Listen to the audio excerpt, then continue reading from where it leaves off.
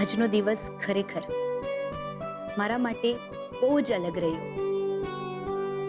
નિત્યા જેવી એક અલગ વિચાર ધરાવતી છોકરી સાથે મુલાકાત થઈ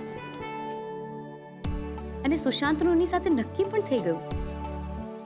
ખુશ છું નિત્યા અને સુશાંત માટે, અને ક્યાંક ને ક્યાંક મારા માટે પણ.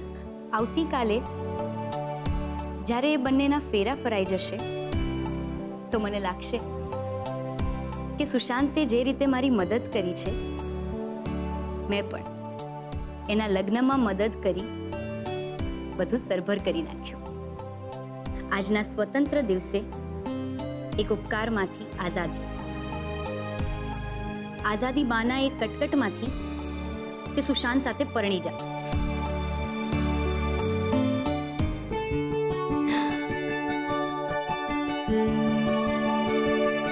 થેન્ક યુ ભગવાન, થેન્ક યુ સો મચ કે હું મારા મનના આકાશમાં ઊંચે ઊંચે ઉડી શકું છું. બસ એક જ પ્રાર્થના છે કે મારી આઝાદીને કોઈની નજર ના લાગે.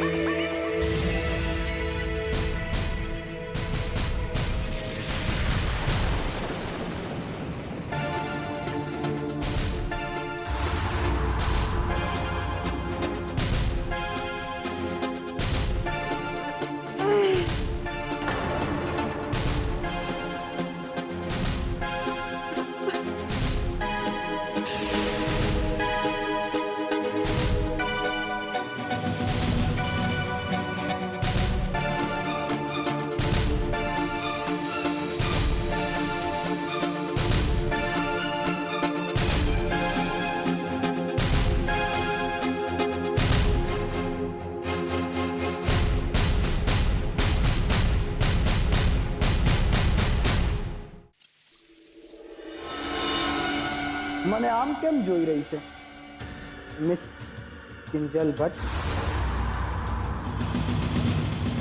તને શું લાગે છે હું અમેરિકાથી તારી મદદ કરવા આવ્યો છું કે પછી પશ્ચાતાપ કરવા આવ્યો છું?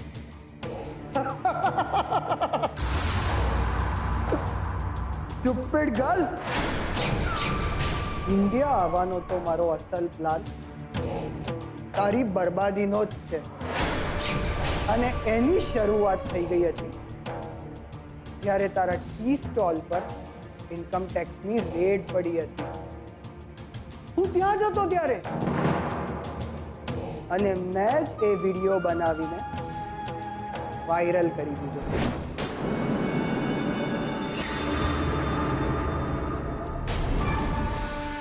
શટર બંધ કર.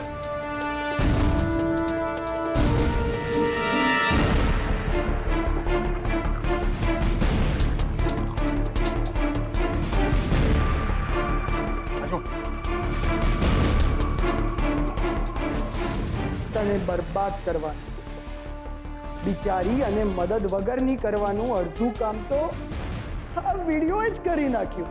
કેટલા હલકા વિચારોવાળા લોકો થઈ ગયા છે આજકાલ. અહીંયા આપણું બધું લૂંટાઈ રહ્યું છે અને લોકોને આવા વિડીયો અપલોડ કરીને મજા લૂંટે છે.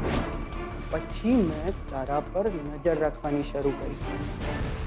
તું ક્યાં જાય છે, કોને મળે છે, અને જ્યારે તું રૂપેશના ઘરની બહાર જતી હતી ને, તારા બાપને લઈને ત્યારે મારું ત્યાં અનાયાસે પહોંચવું, એ બધો મારા પ્લાનનો ભાગ હતો. રિક્ષાની શી જરૂર છે? હું છું ને, હું તમને ડ્રોપ કરી દઈશ. તારી દુકાનની બહાર નવી દુકાન સેટઅપ કરવાનું સજેશન હોય કે પછી તને 3 લાખની લોન અપાવવાની હોય, કિંજલ કોઈ પણ બેંકમાંથી પર્સનલ લોન માટે એપ્લિકેશન તો કરી શકે ને.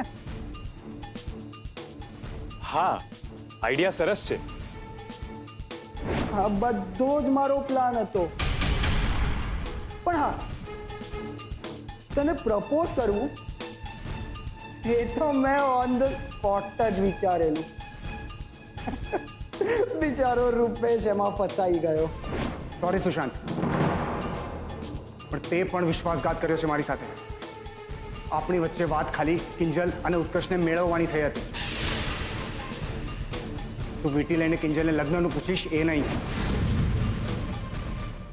અને હા, ફસાયો તો ફસાયો, પણ મારું કામ તો થઈ ગયું ને. I love you Kinjal, will you please marry મી?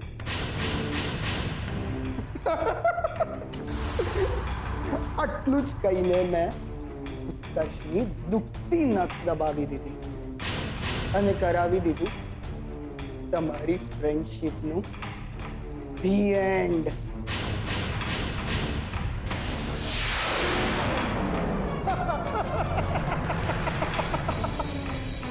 તું તારી જાતને બહુ હોશિયાર સમજે છે ને મિસ કિંજલ ભટ્ટ?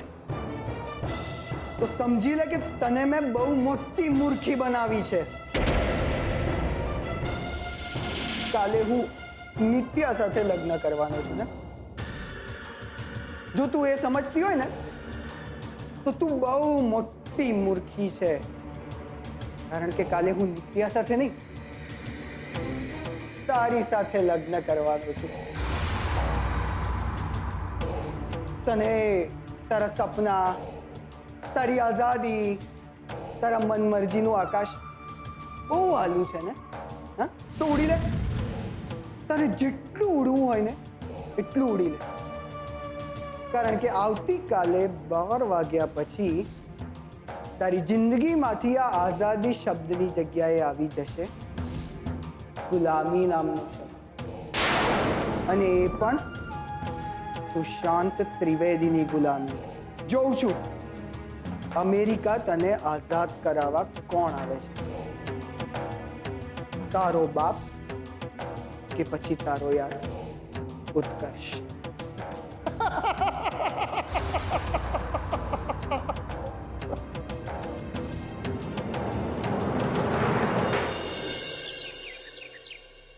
હા હા, બધી જ તૈયારીઓ થઈ ગઈ છે નિત્યા, ચિંતા નહીં કર. હા બાપા, જયમાળા પણ આવી ગઈ, સમજી? શું તારી ફ્રેન્ડ નથી આવવાની? તો હું મંડપમાં ઊભી રહું તારી સાથે? અરે, એ પણ સાડી પહેરીને? ના હો, હું સાડી નહીં જ પહેરું. એ છોડી, તું જરાય ચિંતા ન કરતી. કિંજલ સાડી પહેરીને આવશે એટલે સાડી પહેરીને આવશે. અરે હા બાપા, તારી હારે મંડપમાં ઊભી એ રહેશે, બસ. બીજું કાંઈ? હાલ, જય શ્રી કૃષ્ણ. લો પકડો.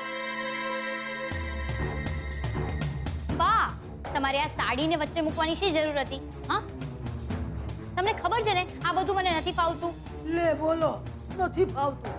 કાં બેન, તને આખી ચાની દુકાન હલાવવાનું આવે. ઓલા ફટફટિયા ઉપર બેહી અને કલબુમાં ચા પહોંચાડવાનો ભાવે.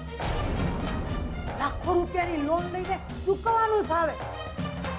પણ જીવનમાં મોટા મોટા પ્રશ્નોના હલ કરવાનું તને ભાવે. પણ તે સાડી પહેરવામાં તારા નામ રમી જાય છે. તે કીધું ને મેં માની લીધું. કા પણ બા, મને સાચે જ સાડી પહેરતા નથી ફાવતું. તો ફવડાવો.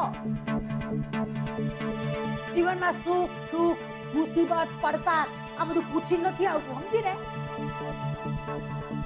એમ પૂછે છે કે તમે કહો તો આવું, નહીં ને? ત્યાં તો તલવાર લઈને આમ ધીંકુ ચીકા કરવા નીકળી પડો.